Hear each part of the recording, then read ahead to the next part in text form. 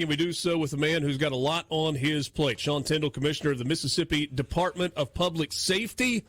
What falls under the umbrella of DPS? Oh, just the Highway Patrol and MBI and narcotics and the Law Enforcement Training Academy and Capitol Police and the Driver's License Bureau and Homeland Security and forensics. And I mean, the list goes on and on. How do you keep up with all of these divisions within DPS? Good morning, by the way. Good morning. Got a great team. We've been here about 4.5 years now, and we've got, I think, new division directors in all our divisions, and so there's a sense of enthusiasm towards the future, and so we're able to keep up with all these things, and I think make good progress because of the great team we have. We recently did a series of employee surveys across the agency. We did them 2 years ago. We did them this year. And morale across the agency was up. And so I think a large part of that is the vision that's being driven by those division directors on the direction of the agency and really a bright look towards the future. And I think when you give your employees a mission, some will buy in, some won't. I won't say it was 100% satisfaction. There's a great line from Nick Saban that says, if you want to make everybody happy, sell ice cream. And so we're not in the business of selling ice cream at DPS, but we are in the vision towards making our state safer and building that vision is something that most of our employees buy into. Let's do billboards and crystal balls. All right. If you were going to put up billboards across the state of Mississippi celebrating 2 or 3 accomplishments from the year gone by, what would you put on those billboards? From the year gone by, one I can tell you that we've made tremendous strides at the medical examiner's office, and it hadn't just been this year; it's been over 4 years. Dr. Turner and Christy Simmons and Mandy Davis, that whole team has done a great job of eliminating the backlog of autopsy reports that we have. And improving turnaround times on autopsy reports. When we got there in 2020, we had over 2,000 autopsy reports that had not been completed, going all the way back to 2010. That problem no longer exists. So that is a great accomplishment. Looking at the driver services, the work that's been done there by Treasurer Tyson and the team at Driver Services Bureau, knocking down the wait times and really utilizing more online services has been tremendous. And so that's been a great achievement and something we're proud to keep moving forward. And then number 3, our law enforcement, and most importantly, the job that they do keeping Mississippi safe. Whether we're talking about Capitol Police, or we're talking about Highway Patrol, or we're talking about CTED or Homeland Security, or MBN or MBI. The law enforcement officers in our agency work tirelessly. They spend time away from their family. When there is a catastrophic event or there is danger, they are the ones that run towards it. Yeah. And so day in and day out, I'm super proud of the work they do. I'm honored to be in a position where I can promote law enforcement across our state and be an advocate for each and every first responder in our state. And so, I got to give kudos to them for what they do. And again, we got Christmas coming up. We got New Year's coming up. We just had Thanksgiving. When everybody else is at home with their family, a lot of these law enforcement officers are out working the street and answering the calls that most people aren't available to do. Sean, let me go back to one entity that you missed. There was such a debate a couple of years ago about Capitol Police and the role that they would play in protecting the downtown Jackson area, the Capital District extended. Have we gotten past that debate and gotten to a good place? I mean, obviously the governor has had a role in how this has all shaken out. Are we at a better place than we were a couple of years ago for that? I think we're definitely in a better place than we were 4 years ago. We're in a better place than we were 2 years ago. And there's always going to be growing pains. One of the things that I try to emphasize as a leader is we're all going to make mistakes. And what we've got to do is recognize those mistakes and improve and change whatever we're doing that caused that mistake. And so we had some growing pains at Capitol Police, and we're going to continue to have that as they expand the district lines, as we increase the size of that force, as the role has expanded. There's certainly been some growing pains. One of the things that I failed to do early on was recognize that as a Capitol Police unit that was operating more as a a police force, the importance of the community engagement side of that. And once we started going to churches, once we started going to community events, once Chief Lucky and his team started going and I was going and we were expressing our desire just to make the city of Jackson safer, I think we started getting more buy-in. And, I had some strategic conversations with the Jackson Police Departments because originally there was some concern that we were trying to take them over, and I said, no, look, we're not. We want to be a force multiplier. We want to help you do everything you can do to make the city safer so that we can do everything we can to make the city safer. And this isn't about blaming you guys or taking credit for anything. And, Ronald Reagan had a great line. He said, if you're not concerned about taking credit, there's no limit in what you can accomplish. And I think that's ultimately what's made Capitol Police better is in working with our partners is we're not worried about taking credit. We just want the end result of a safer capital city. And so we've seen a lot of progress there, and I'm proud of the work Chief Lucky and his team has done. And again, I know we're going to have some setbacks. Unfortunately, whenever you're trying to grow at that pace, there's going to be some folks that make mistakes, and we're going to hold them accountable like we do in every division and move forward and try to get better at what we do. Visiting with Sean Tindell, Commissioner of the Mississippi Department of Public Safety. A lot under his purview in that role. You are not immune to budget concerns and recruiting concerns when it comes to law enforcement. And if there was a blank check and no recruiting issues, you could go out and hire as many officers as you wanted or needed and patrolmen as you wanted or needed. But along those lines, when we talk about increasing force size, is more officers sometimes as much a deterrent to bad behavior as it is you've got guys that can patrol or can go investigate? And I guess what I'm getting at, I was thinking about this as you were talking about the Capitol Police. Forgive me for interrupting. The times that I've been downtown in Jackson in the last year or two, I feel like there's a very visible Capitol Police presence. And I wonder if that's as much a deterrent in the same way that if you're cruising up and down the interstate and over the course of 100 miles, you pass a dozen highway patrolmen, you're like, I probably don't need to speed because I keep seeing them. Exactly. No, you're exactly right. The visibility is certainly a deterrent. And again, going back to Capitol Police, before we got more active and they were transferred over to DPS, I think they had 3 felony arrests over about a 2-year period. I want to say we've had well over 500 in the last year. So certainly a more active police force. I also think you're dealing with a more visible police force. And much like you're talking about with Highway Patrol, one of the reasons why we're working to grow those numbers is to have those patrolmen out on the highways and the interstates is a deterrent to some of the traffic negligence, I'll say, that we see out there. I mean, more and more people are traveling at a higher rate of speed. There's more reckless driving. There's more road rage. And having those troopers out there patrolling our highways and our interstates makes it much safer in my mind. And it's important that they're there so that people do slow down. Routinely, Mississippi's number 1 or 2 in the nation when it comes to teenage fatalities on our roadways. We have one of the deadliest roads and highways in the country.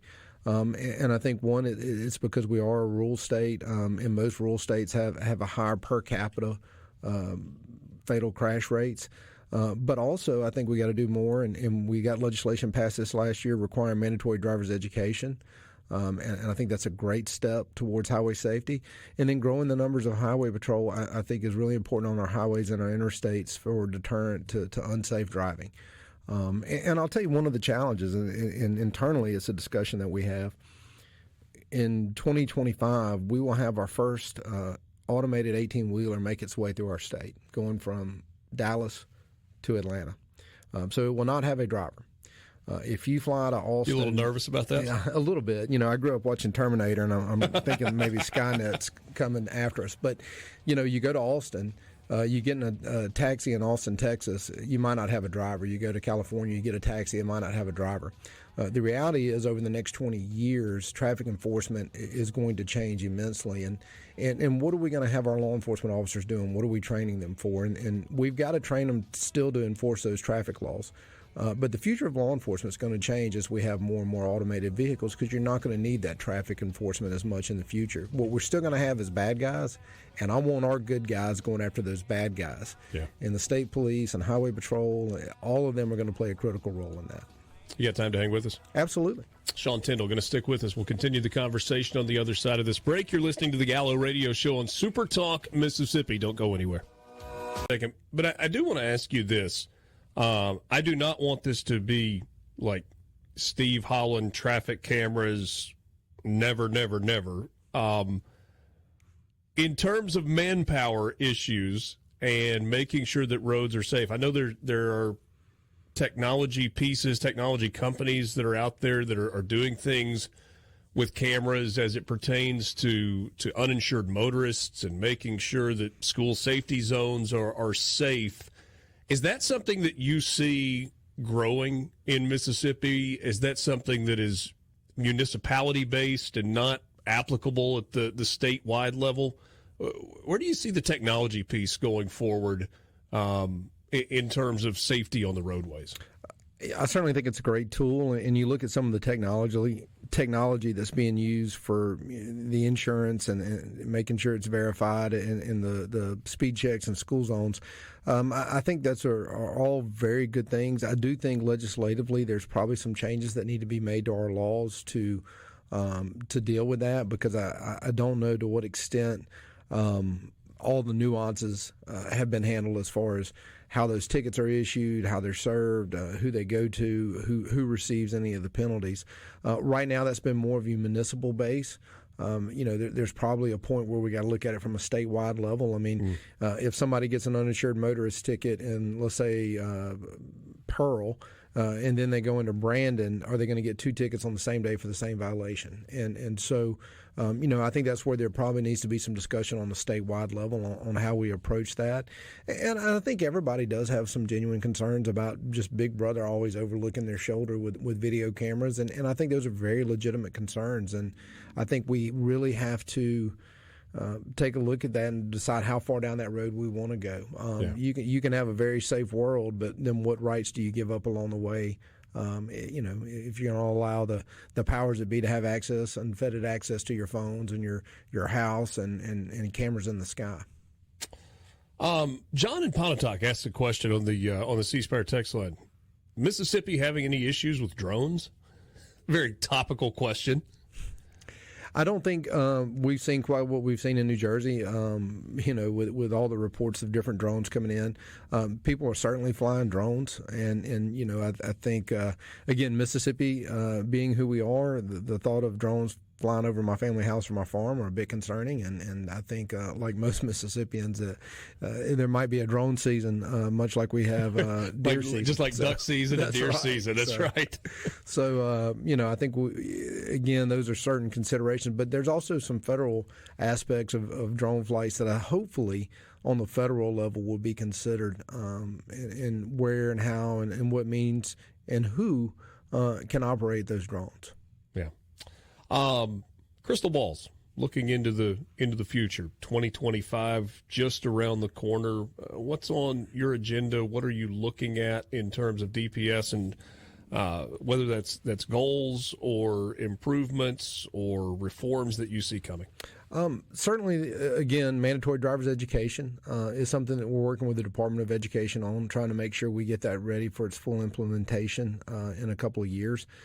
So that's a major thing on the forefront. Funding to ensure that the good people that work at DPS and other public safety sectors are getting paid a salary that's commensurate with the job they're doing and the risks that they do take.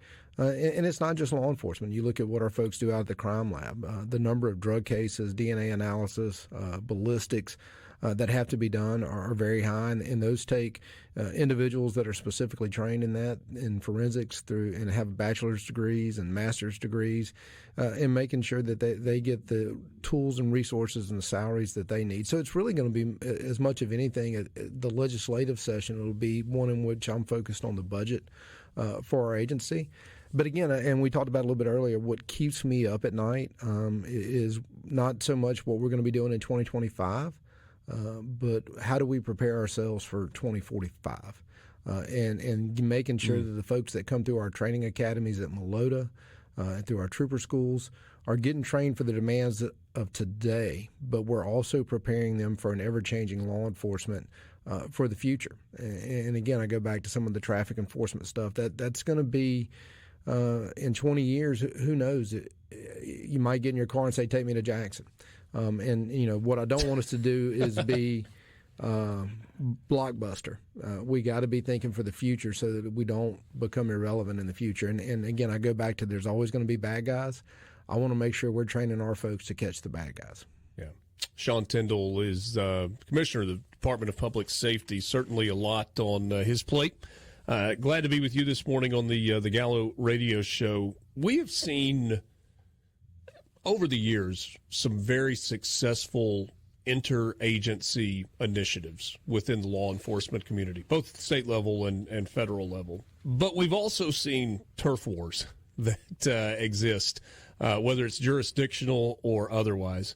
What is the working relationship between Mississippi Bureau of Investigation and the feds, FBI? So NBI, FBI. What's the relationship between ATF and Mississippi Bureau of Narcotics? I don't think it's ever been better. And I think our relationship with local law enforcement, I don't think it's ever been better. Ken Winters, who's the director of the Mississippi Police Chiefs Association, and I've gotten to be good friends, and we work together. He reached out to me not too long ago and just thanked me for the work that we've been doing to try to help our relationship with local law enforcement, and we're going to continue to do that. And when I talk about the future, one of the things that I think is going to be important is making sure that from the state level we're doing more and more to support our local jurisdictions. They're having a harder time finding enough officers. They're facing different kinds of crime, and so to meet those demands, we've done a multitude of different saturation details and mobile units where we go into local areas, work with the feds, work with the local law enforcement, and through state law enforcement efforts, tried to knock out criminal networks. And recently we did that in the city of Jackson with our operation here, Operation Unified, which involved FBI, JPD, Highway Patrol, NBI and NBN, and Capitol Police. And so we're bringing all those folks together. And I've gotten the same request up in the Delta, and we're about to start an effort in the Delta doing the same thing. Recently talked to a police chief in George County about bringing some of our folks down there to help. So providing that local support, again, not making it about us, but making it about public safety, is where we get the buy-in. And that's been the best thing. Do you have a toy garage?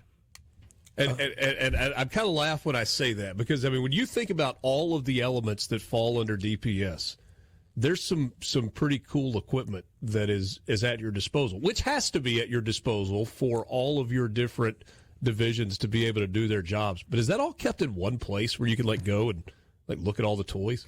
No, but as we transition into our new headquarters and we finally get all of DPS under one roof, maybe that's a specific section we could have down there as a toy closet like James Bond, and I can go in and play with pins that have missiles in them and stuff like that. But as far as I've seen, we really don't have anything like that. And one of the things that I've really tried to emphasize through my role as commissioner, I've never been in law enforcement. I've never gone to a law enforcement training academy. I've tried to approach this job as that of an advocate for law enforcement, getting these men and women the resources they need to do their job the best they can. And so when it comes to playing with that kind of stuff, I generally leave that up to other folks. I don't carry a gun. I don't carry a badge. I just try to be a good commissioner and help public safety in our state. I didn't even just mean guns. I meant, stuff that you can drive and stuff that you can fly. There's a lot there that's at the disposal. I asked you about drones earlier. Does DPS or at least divisions within DPS have drones that are used for surveillance and protection? We do. We've NBN and our SOG team and MHP and Capitol Police all have drones that they utilize. We do have through our SWAT team some different types of equipment that can be used to enter hazardous areas, and so We do have some cool stuff like that, and occasionally I'll get an opportunity to check it out. I will tell you, my son, 10-year-old Henry, got a drone for his birthday last week, and he let me fly it last night, and I ran it into his brother, and he got mad at me and took it away. So I probably best that I don't mess with the drones that we have in our agency. My son was playing around with one a couple of days ago as well, and he's fascinated with them. You may not have expected the toy closet question this morning, but hey, I don't know. Just something that popped into my mind. I was like, man, if all of that stuff was in one place, I know it's being used, but that'd be something. Well, I do want to put some rumors to rest. I mean, there's been a lot of things floating around about different things and people saying different stuff. But recently it was brought to my attention that somebody thought I was deer hunting with Kid Rock. That was not me. So just want to make sure we put some of those rumors to rest. Hanging out with him? Yeah, apparently he killed a nice buck here in Mississippi, okay. And there was a video floating around, and several folks thought I was hunting with Kid Rock, which would be a very cool experience. Sure. But it was not me. Commissioner Sean Tindell runs the Department of Public Safety. So thanks so much for your time. Merry Christmas to you and your family, and I look forward to talking to you soon. Merry Christmas, Mississippi. Please stay safe. This is the Gallo Radio Show. We'll wrap it up with you coming up next.